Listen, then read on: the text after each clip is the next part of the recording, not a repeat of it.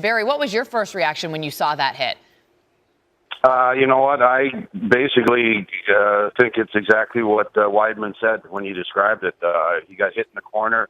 You could tell he wasn't 100%. He was trying to make it to the bench. His head was down. The linesman appeared, and you could see that Wideman was surprised from him appearing. And the linesman and both of them collided. You could say he got his hands up, but again, the linesman's a gigantic man. Like Don Henderson's about 6'4".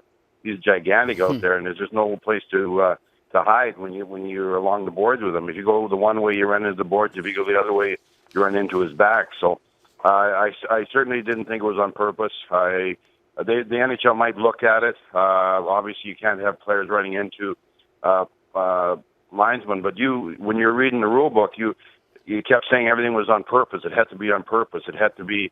It couldn't be an accident to suspend a guy, and I thought it was an accident. I thought it was something that Wideman had tried to avoid. Obviously, some people will say he wasn't trying, but I thought he did try to avoid the hit. Yeah, Barry. And then he went to the bench. You went back and we're referencing that rule I read. Do you think there's a scenario in this that he could get nothing?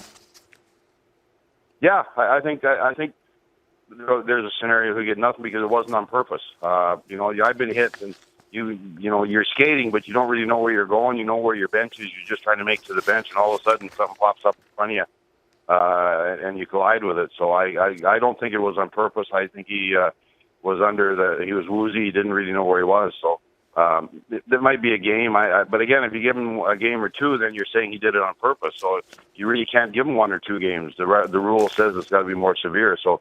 I still think it was exactly how he described it in his comment after the game. It was just a surprise hit, and he wasn't trying to hurt Donnie Henderson whatsoever.